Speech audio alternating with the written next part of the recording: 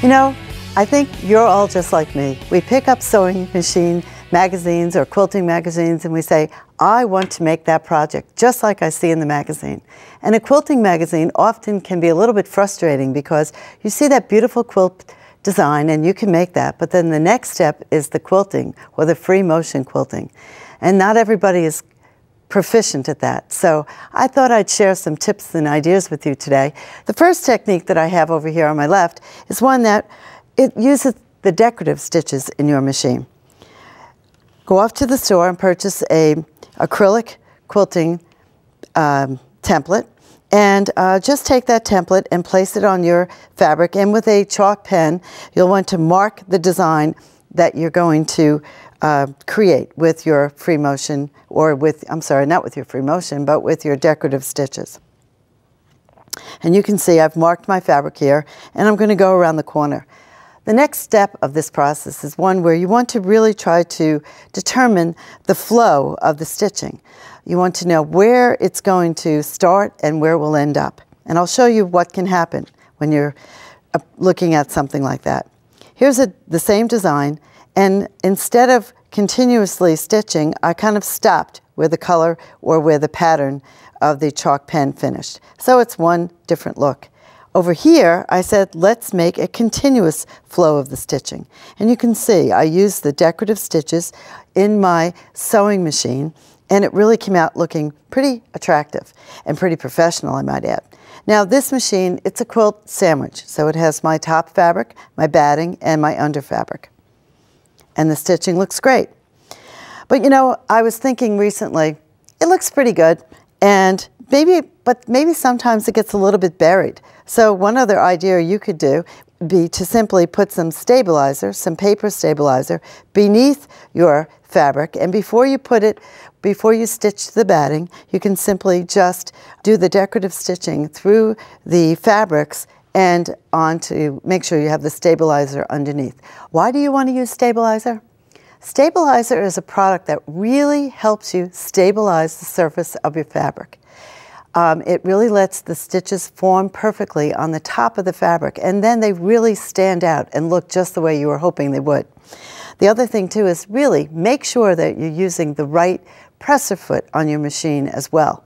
And in this case, when I was creating this decorative stitch along these two seams, I actually used my stitch in the ditch foot and the stabilizer, and look, it really does look quite attractive. Like I said, some people are proficient at free motion quilting and others are just starting to learn. If you're starting to learn, you might want to have an attractive pair of gloves like these. They have little grippers on them, and lots of machines come with these free motion feet for echo quilting, or for a closer stitch, or for an open toe look as well. But let's move on from there. Maybe you want to just have something where you're using the embroidery side of your machines, because today people want to use their embroidery functionality on their machine kind of like a tool to create something. Here's where I actually have a design that was a quilting design that was on a memory card, and I just brought that design up. I had saved it, and I had simply saved it into the machine and embroidered it out, and you can see it's got perfect stippling and a perfect basket, perfect look. Really, why do it by hand? You can do it by machine. It's so simple. Now let's see, machines today, they come in all shapes and sizes. In this case, we have an embroidery hoop, and we have to find a way to find the perfect positioning for the design on the machine. Cold weather here, so we have some static electricity going on here. But I have a template. This is my design. You can see I've punched some little holes in it, so I know exactly where I want to position this. So I look at my fabric and I say, oh, this looks good, and I can actually make some dots with my disappearing pen on the fabric there. And then I say, okay, the next step would be to line this up perfectly. So I actually have my plastic grid that comes with my machines. This one's upside down at the moment. I can turn it around for those folks at home, and I can actually see my little dots that are matching that perfectly. I match it up and I put it into the hoop, and I'm ready to embroider. That's one function. Believe me, if you have a plastic grid that came with your machine, get it out. It's your best friend. It'll really help you with positioning. Another idea is why not add some monogramming to your quilt. That'll also help anchor the layers of fabric as well. And in this case of positioning it perfectly, there are some machines that actually have cameras built into them, and that allows you to really match up the bottom of the name to the fabric stripes, if you will, here. It's a perfect positioning marker. It actually kind of focuses in on the fabric. It takes a picture of the fabric, and then you just rotate your design until you get it matched perfectly to that line. Another really neat feature is some people have machines that have positioning sticker markers in them. And I'm going to show you how easy this is.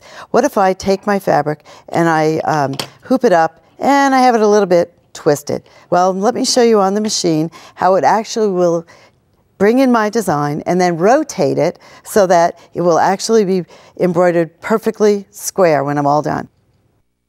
I'm going to go over here to the machine, and I've saved the design into the memory of the machine. So I simply press set, and up comes the design on the screen, and then I press sewing. And there I see that little snowman positioning sticker. I'm going to press that, and then I'm going to look at the 4 quadrants here, and I'm going to say, well, this is pretty close to center, so I'll just press the scan button. I get a little reminder bell that the carriage is going to move because it's recognizing that snowman. And you can see what it's doing. The camera is actually tracking where that design should be placed. You can see on the screen here how great that looks. And now I'm going to go over here, bring the hoop forward, peel off the sticker, bring the hoop back, hit close, and now I'm ready to drop my presser foot and press start. And 2 minutes later, I have a perfectly placed design. And you can look at the screen of the machine and actually see where the stitching is taking place, but you can also see that the design twisted itself a little bit. It's not as straight as it once was, and that's because where the positioning sticker was located was slightly turned. So while that's embroidering away, I'm going to show you some other things. What if you were embroidering a quilt and, boy, it was kind of thick? Well, all you have to do is just simply take some sticky back stabilizer and put it into the hoop and then press your quilt against it, and now you can just keep quilting. So that solves another problem. What if you have made an Amish quilt? Amish quilts are really very pretty and striking in color, but you know, sometimes you might want to jazz it up a little bit. So I've added some of the pretty decorative designs to the center of each of these black squares, and I've added some mock hand quilting stitches to around those squares as well to give it an area of interest that pops up. And I have to tell you, by using that snowman positioning sticker, it really cuts the time down to nothing because I can just keep saying I want the design to take place here, and I embroider it. Next one, gets the job done in no time flat. Here's another quilt that's kind of like a variation on a log cabin quilt. This is a very pretty quilt. I actually made this one evening, and I said, well, it looks great, but I'd really like to add some interest. I'm not great at stippling, but what if I add some stippling here, and then I added a pretty embroidery design to the center. It really gave it a striking look. Another idea was on this pastel 4x4-inch square quilt, I added some ladder stitches and I fed the ribbon through it and some serpentine stitches to give it a different type of a look as well. And then over here, well, you can see that quilting design is done over there because I got that cute little tune. But over here on this quilt, I made this quilt about 15 years ago, and it was great, and my goal was to simply show the embroidery designs that were on a memory card. But it really has been bothering me that I spent all this time on this quilt, and what could I do to make these designs look better? Well, you can see I could actually have added some stippling, and this angelfish really jumps off the surface, or I could have added some decorative stitchings around the crane in a square shape. And you know, this is not a bad place to learn how to do free motion. I can't get into too much trouble in a 4-inch square. In another area, this is a great quilt. It's kind of, the squares are off-centered, and that's kind of interesting in itself. But then I said, what if I add some quilting patterns that are from a memory card. Now these patterns here are a single stitch of thread, so that's kind of faded into the back. I like that idea on a darker square. And then on this other square here, I said this needed some more interest because the fabric was really kind of busy. So I used a quilting pattern that sewed around three times, like that old traditional embroidery. So that really made that look completely different. Wow, let's look over here and see what we have. It's all finished, took 2 minutes. Let's see, there's 6 on each side, so that's about 20 minutes. If I did it by hand, it would probably take me 2 days. So really, the look is great. Don't be afraid to try to use the decorative stitches on your machine or free motion quilting. No time to learn like the present, but whatever you do, just try something that gives it a unique look for the quilt that you've made.